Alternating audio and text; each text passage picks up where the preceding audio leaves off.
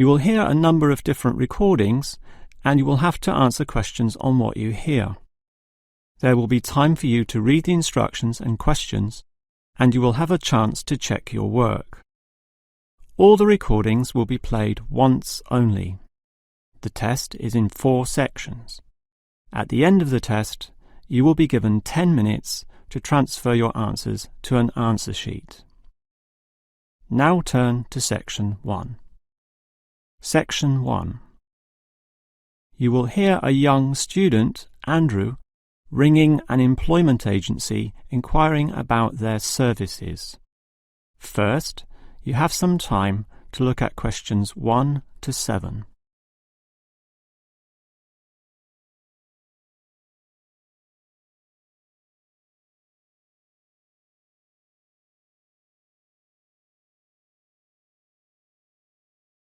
You will see that there is an example that has been done for you.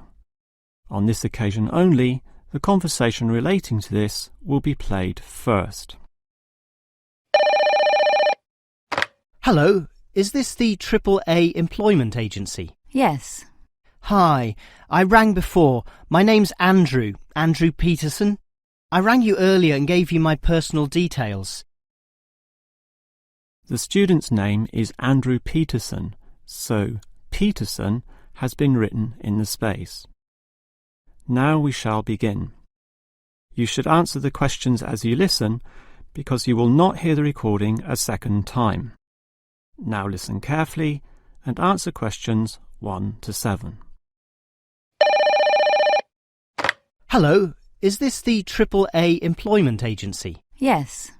Hi, I rang before. My name's Andrew Peterson. I rang you earlier and gave you my personal details.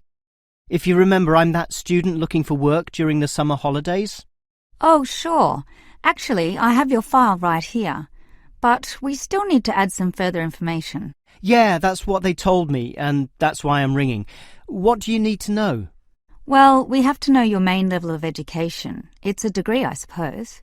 Yes, but I'm still doing it in engineering. It's quite interesting. Some of my friends are studying computing, though, so I'm interested in that also. Well, I'll just write in your main degree subject, engineering. We usually have a demand in computing, though. Have you worked with computers before?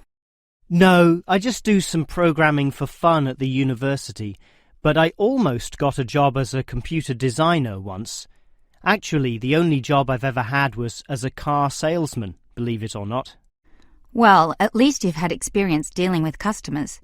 What about hobbies, though? Sometimes they can help develop useful skills. In my free time I don't do much, mostly study. I play chess occasionally at the university chess club. That's right next to the tennis courts, but I'm not interested in that. Chess helps develop analytical skills, so I'll put that down. Of course, it's your main skills that employers want to know about. What would you say they are? Well, I'm in my 3rd year now, studying electrical machines and generating systems, but I'd say electronics is my best skill, much better than, say, my machine skills, which aren't so good, actually. OK.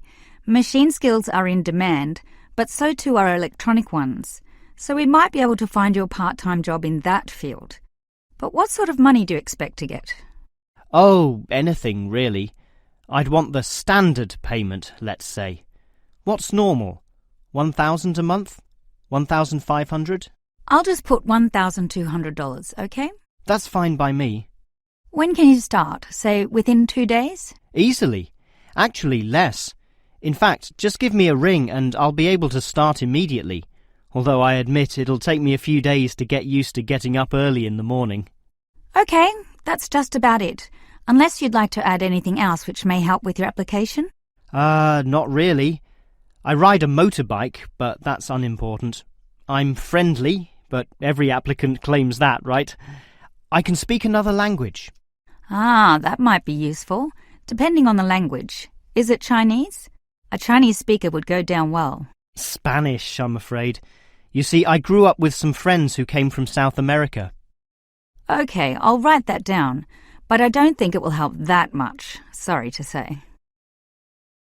Before you hear the rest of the conversation, you have some time to look at questions 8 to 10.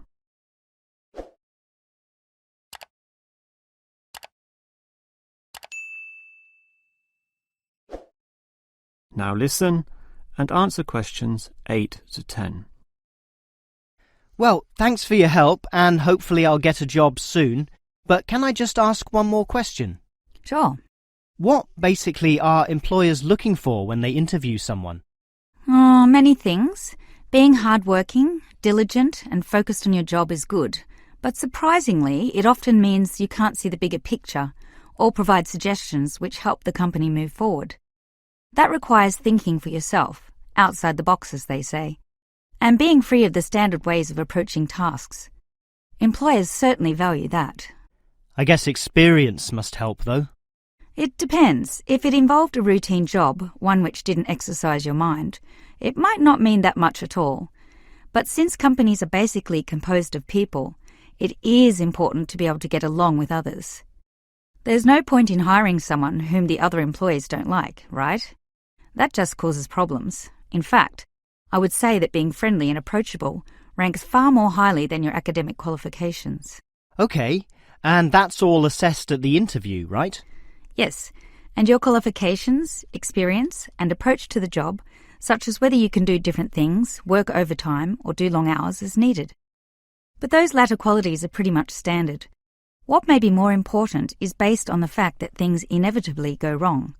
Mistakes are made, and someone's got to fix them in a way that creates the least disturbance. People with demonstrated abilities to do this are certainly regarded highly. I see. That's very interesting. That is the end of section 1. You now have half a minute to check your answers.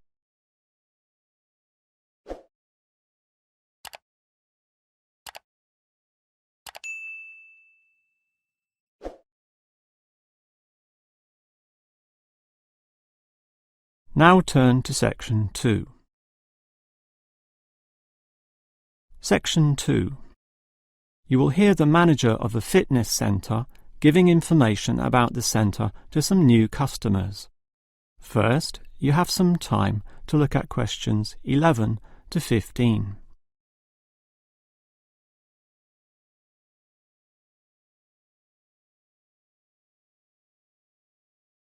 Now listen carefully and answer questions 11 to 15. Hello everyone, and welcome to the Fit for Life Health Centre, a place which, as the name suggests, is not just for short-term solutions, but rather intends to put you on a sensible and achievable footing for the rest of your life. And that's how we're different. For example, we could immediately put you on a harsh exercise program, expecting you to work out every day, but such a plan would see you quickly lose interest. That's why the initial step is a 1.5-hour consultation in which your lifestyle, current situation, and long-term goals are all thoroughly analysed. Now, an important part of this consultation involves analysing what you eat. There's no point exercising here and losing weight, then putting it all back on later. You will need to show self-control and discipline in your diet, and we'll work on that. Similarly, we'll put you on an exercise regime suitable for your level of fitness. So that will involve a test where we will take you through some activities, then measure your heart rate and blood pressure to determine how fit you are. This will be monitored during every subsequent consultation, along with your exercise schedule, and that occurs monthly and not half-yearly, as with many other centres. As to our actual exercise machines and programs, you will have to decide whether it is muscle mass, stamina, or general fitness that you want to develop. Think about which of these 3 you want to target, and we'll design a specific program for you. But remember, bulging muscles aren't necessarily suitable for everyone. Sometimes it's better to think in terms of 2 simple concepts: muscle definition and stamina, or, if you are female, being fit and healthy, in both mind and body. Before you hear the rest of the talk, you have some time to look at questions 16 to 20.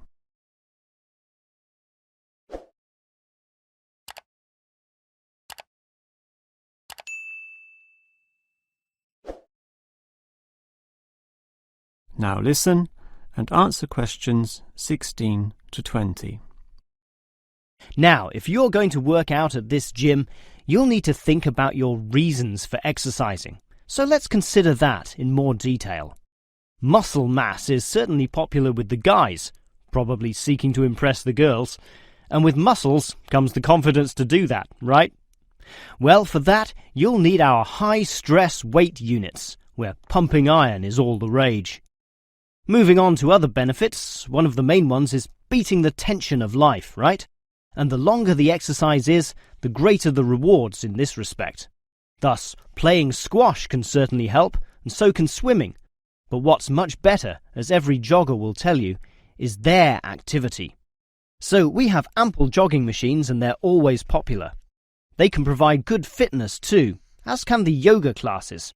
However, again, let's not forget playing squash, which I would say is the optimum way to improve your general well-being. Such an active, energetic game, plus the competitive element, drives you forward into high levels of health and fitness. These, of course, are the ultimate purposes of being here, but remember, the centre is full of like-minded people, all of whom are interesting to meet and valuable sources of information.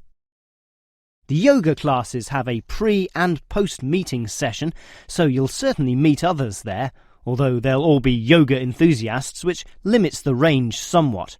But whether doing yoga, swimming or exercising, everyone showers, right?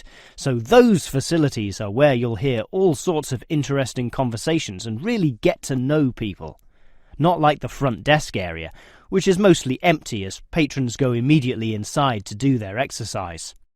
Of course, the front desk can answer all your questions and has information brochures and such like, but for knowing more about a greater variety of subjects and community concerns, look at the notice board in the yoga studio, where there's a huge array of papers, leaflets and articles, all for you to read and consider. That is the end of section 2. You now have half a minute to check your answers.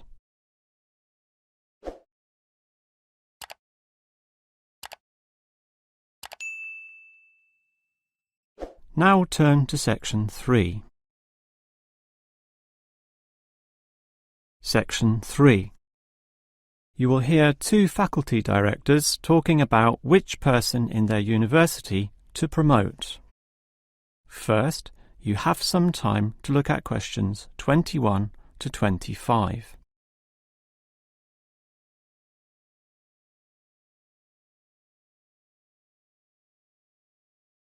Now listen carefully and answer questions 21 to 25. OK, we've got to decide who to promote to leading education officer. Someone from the arts faculty, I suppose. Well, it can be from any faculty, since the position requires more general skills. Handling personnel, settling disputes and motivating them to focus on the task. It was the last position which involved computer knowledge, not this one. Surely computer knowledge would help. So too would knowledge in the arts. Sure, it would help, but the key criterion is being able to direct the staff appropriately. So it doesn't matter then from which faculty we select our candidates? Not really, but I've already looked at those from computing and rejected them all. Why? They're all too new, lacking in sufficient experience, whereas these ones from the business faculty are long-timers, so we'll take someone from there. I suppose you're right. The arts faculty doesn't present much in the way of suitable candidates either. But we'll still have to train the person, teach the ropes, as they say, and he or she will have to expect to do overtime as needed. Of course, it can get so busy that if we were open on the weekend, they'd have to work then as well. Just as well we're a Monday to Friday university, right? Right. But are you sure these people will actually want the job? The salary isn't such an improvement on their current ones. I know, but there are benefits. You get overtime rates, a nice place to put your car, as well as additional petrol money if you drive for company purposes, which they'll probably be required to do. But those benefits are quite limited, especially given all the work and responsibility involved. People often don't like that. They prefer the creative freedom of less senior teaching positions. Yeah, I know. But these candidates should realise that if they do this job well, there'll be more promotions down the line. You know how everyone likes having their own office, right? Sure. Well, that would come after a few years, if they're prepared to work hard and grow with the university. Yes, that should attract these people. Before you hear the rest of the conversation, you have some time to look at questions 26 to 30.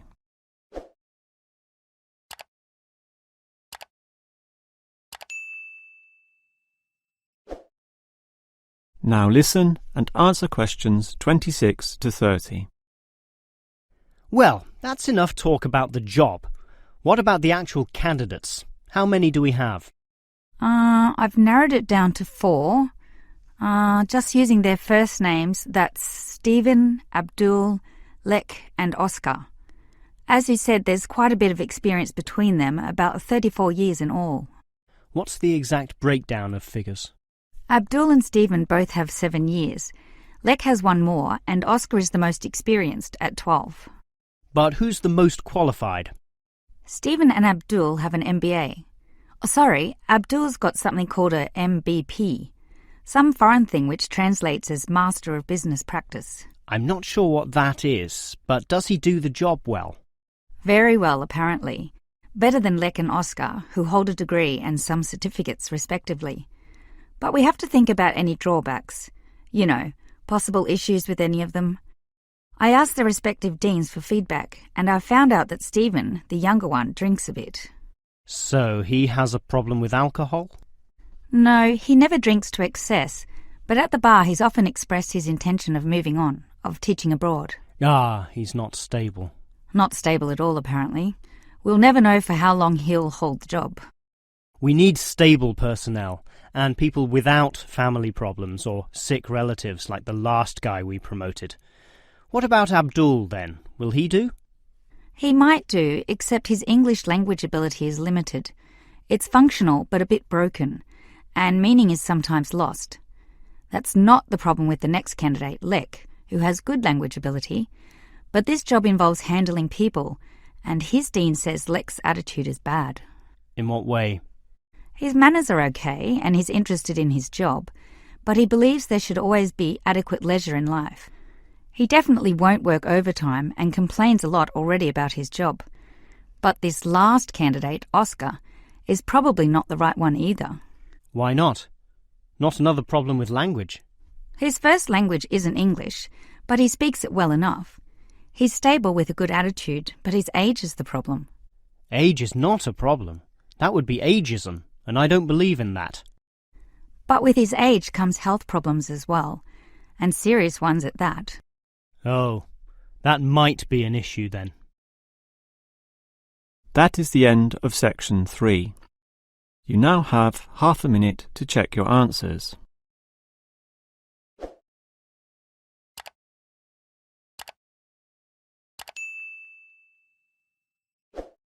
Now turn to section 4.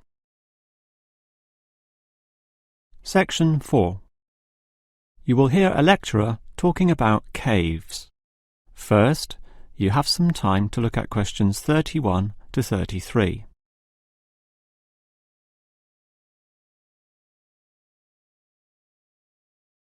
Now listen carefully and answer questions 31 to 33. If there is one natural feature which has long fascinated man, it is caves, those natural underground spaces into which people can enter. No known cave in the world can exist without it being extensively explored. Whether it be in remote areas, such as the Clearwater Cave in Borneo, or immensely long and difficult, such as Mammoth Cave in America. Or perhaps the most challenging, those caves below the water table, full with water, in which case the exploration is known as cave diving. Whatever the case, if the caves are known, as complex and difficult as they usually are, they will be explored. The formal name for the study of caves is speleology, and involves many disciplines such as chemistry, geology, biology, and cartography. or the science of making accurate maps, since the largest caves can be hundreds of kilometres long and highly complicated. If the exploration is just for fun, the activity is known as caving. But with the difficulties and dangers involved, the average caver is often involved with one of these speleological sciences. As for the number of caves in the world, research suggests that only a fraction have been found and documented, mostly in the areas in which caving has long been a popular activity, such as in America, France, or Australia. China, for example, has huge areas of limestone bedrock, prime material for cave formation, and logically must contain among the largest number of caves in the world. Yet only few are documented due to the lack of interest in caving there.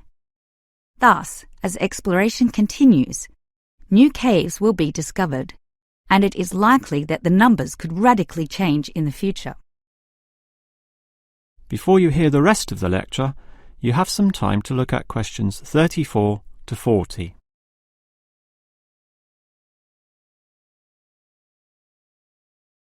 Now listen and answer questions 34 to 40. With caves being such mysterious and intriguing places, the obvious question concerns how they form. The most common cause is the effect of slightly acidic water in a process called dissolution. Here, water seeps into the ground and down through rock masses. If this rock is soluble, the water dissolves some of it, and over time, the passage expands to become a cave or cave system. The largest and most common of these involves limestone, although other materials are possible, including gypsum, marble, and even salt. Now, if the cave is formed at the same time as the rock, it is called a primary cave, and the most common of these are lava tubes. When lava from volcanoes flows downhill, the topmost surface cools and solidifies first, leaving the hotter lava to continue to flow beneath. If most of this eventually flows out, a hollow tube is left. The country, Iceland, has some excellent caves of this type, and even far-flung Australia has a few. Finally, there are sea caves, formed from waves pounding into coastal cliffs and eroding into fault lines or softer rock. These caves are usually the shortest, about 50 metres at most, since the erosive action of the waves can only reach a certain distance. However, it is limestone caves which will always be the most interesting. This is due to the presence of limestone formations. As the groundwater seeps downward through the ceiling of the caves, it encounters a different pressure and temperature, causing it to deposit a small amount of its dissolved calcium carbonate. Over time, through the action of millions of drops, this deposition process results in ever-growing masses, known as stalactites, if hanging from the ceiling, or stalagmites, if growing from the floor. Alternatively, the water may flow over a large surface of rock, forming flowstone, and with other sorts of processes, can result in beautiful milky white formations of astonishing complexity. One of the best examples of this, as well as of what surprising discoveries may yet await, is the Lechuguilla Cave in New Mexico. In the 1950s, some cavers heard the sound of wind underneath some large boulders on the cave floor, a clear sign of a deeper passageway. It took until 1984 for a group of cavers to gain permission to start digging, and 2 years later, in 1986, they broke through into a walkable passageway, unlocking one of the longest cave systems in the world, the deepest in America, and some of the most beautiful formations ever found. Unusually, many of these were yellow with sulfur, suggesting that the caves were a result of hydrogen sulfide from nearby oil deposits. This was forced through fracture lines, combining with existing groundwater to form sulfuric acid, dissolving the limestone from the bottom up instead of the normal top-down seepage which characterizes most limestone cave formations. That is the end of section 4. You now have half a minute to check your answers.